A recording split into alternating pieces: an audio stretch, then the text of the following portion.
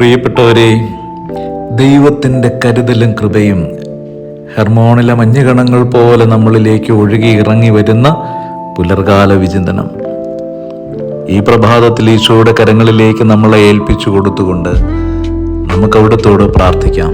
കരുണയുള്ള ദൈവമേ, ഈ പകൽ അന്തിയോളം ഞങ്ങൾ അനുഗ്രഹത്തിൻ്റെ മക്കളായി ജീവിക്കണമേ. ഒരു തിന്മയോ തിന്മയുടെ സ്വാധീനങ്ങളോ നാശങ്ങളോ അന്ധകാര ശക്തികളോ ഒന്നും ഞങ്ങൾക്കെതിരെ പ്രബലപ്പെടാൻ ഇടയാകരുതേ എന്ന് പ്രാർത്ഥിക്കുന്നു.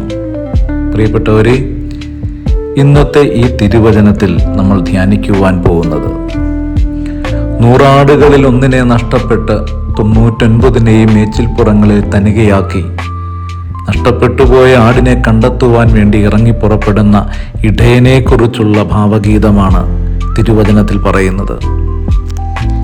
പലപ്പോഴും ഈ തിരുവചന ഭാഗങ്ങളൊക്കെ എടുത്ത് വായിച്ച് ധ്യാനിക്കുമ്പോൾ മനസ്സിലേക്ക് തോന്നിയ ഒരു ചോദ്യമുണ്ട്. കണക്കറിയാത്തിടയൻ 99 എണ്ണം കയ്യിലിരിക്കുമ്പോഴും അതിനെ വിജനതയിലേക്ക് ഒറ്റപ്പെടുത്തിയിട്ട് നഷ്ടപ്പെട്ടു പോയതിനെ തിരഞ്ഞ് പുറപ്പെട്ടു പോവുകയാണ് ഇടയൻ. തിരികെ വരുമ്പോൾ ഈ 99 എണ്ണത്തിൽ എത്ര എണ്ണം കാണുമെന്ന് ഇടയൻ ഉറപ്പില്ല. ഇങ്ങനത്തെ ഒരു പൊട്ടച്ചോദ്യം മനസ്സിനകത്തേക്ക് പലപ്പോഴും ഉരുത്തിരിഞ്ഞു വരാറുണ്ട്. പക്ഷെ പ്രിയപ്പെട്ടവരെ, എന്തുകൊണ്ടാണ് ഈ 99 എണ്ണത്തിനെയും മേച്ചിൽപ്പുറങ്ങളിൽ തനിക വിട്ട് തൻ്റെ കൂട്ടത്തിൽ നിന്ന് വഴുതി മാറിപ്പോയ ഒരെണ്ണത്തിനെ തേടി ഇടയൻ ആ രാവിൽ അലഞ്ഞു തിരിഞ്ഞ് നടക്കുന്നത്?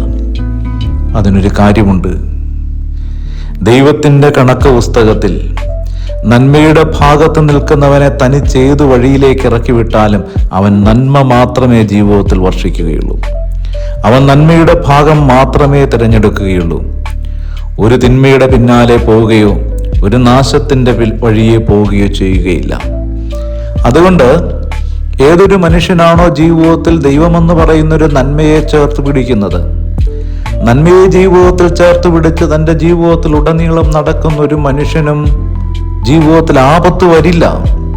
അവൻ ദൈവത്തിൻ്റെ മേച്ചിൽ സ്ഥലങ്ങളിൽ സംരക്ഷിതനായി തന്നെ കഴിയും, സുരക്ഷിതനായിരിക്കും. അവൻ ഒരു നാശത്തിൻ്റെ കരിനിഴലും അവൻ്റെ മേൽ പതിയില്ല.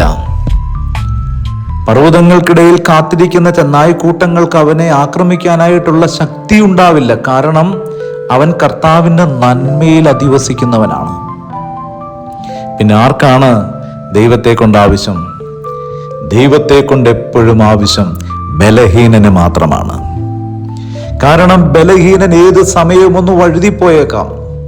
അവനെ താങ്ങി പിടിക്കുവാനും തോളിലേറ്റുവാനും നെഞ്ചിൽ ചേർത്ത് പിടിക്കുവാനും പിന്നെയും തന്റെ നന്മയുടെ മേച്ചിൽപ്പുറങ്ങളിലേക്ക് കൂട്ടിക്കൊണ്ടുവരുവാനും ഈ ദൈവം തന്നെ ഇറങ്ങി പുറപ്പെടണം. അതുകൊണ്ടാണ് പ്രിയപ്പെട്ടവരെ, 99 നന്മയുടെ ഭാഗത്ത് നിൽക്കുന്ന ആട്ടിൻപറ്റത്തെയും മേച്ചിൽ സ്ഥലങ്ങളിൽ തനിക വിട്ട് കാണാതെ പോയ ഒരാടിന്റെ പിന്നാലെ ഇടയൻ ഇറങ്ങി പുറപ്പെടുന്നത്. ഇന്ന് നീ ബലഹീനതയ്ക്ക് അടിമപ്പെട്ടവനാണെങ്കിൽ, പാപം നിരന്തരം നിന്റെ ജീവിതത്തിലേക്ക് പരാക്രമവുമായി കടന്നു വരുന്നെങ്കിൽ, നിനക്ക് നിന്റെ ദൈവത്തിന്റെ ആവശ്യം കൂടെയുണ്ട്. ആ ദൈവം നിന്നെ കൈവിടില്ല.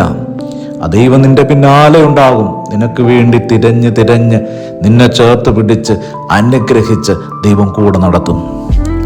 നമ്മളെല്ലാവരും മനസ്സിനകത്തേക്ക് പലപ്പോഴും ചോദിക്കുന്നൊരു ചോദ്യമുണ്ട്. എന്തുകൊണ്ടാണ് പാപം ചെയ്തവൻ, തെറ്റ് ചെയ്തവൻ, ദുഷ്ടനായി ജീവിക്കുന്നവൻ ഈ ലോകത്ത് അനുഗ്രഹിക്കപ്പെടുന്നത്? പ്രിയപ്പെട്ടവരെ, അവനെയും ദൈവത്തിന് ആവശ്യമുണ്ട്.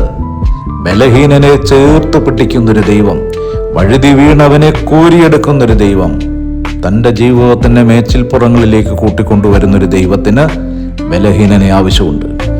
ദൈവം അവനെ അനുഗ്രഹിച്ചേക്കാം, ചേർത്ത് പിടിച്ചേക്കാം. അതിനെ പ്രതി നീ ഒരിക്കലും മനസ്സിൽ വേദന കൊണ്ട് നടക്കണ്ട. കർത്താവിന്റെ നീതിക്കകത്ത്, ആ നീതി നടപ്പിനകത്ത് നന്മ ചെയ്യുന്നവനെന്നോ തിന്മ ചെയ്യുന്നവനെന്നുള്ള വേർപെടുത്തലില്ല. ദൈവത്തിന് എല്ലാവരെയും വേണം. ദൈവം എല്ലാവരെയും ചേർത്ത് പിടിക്കും.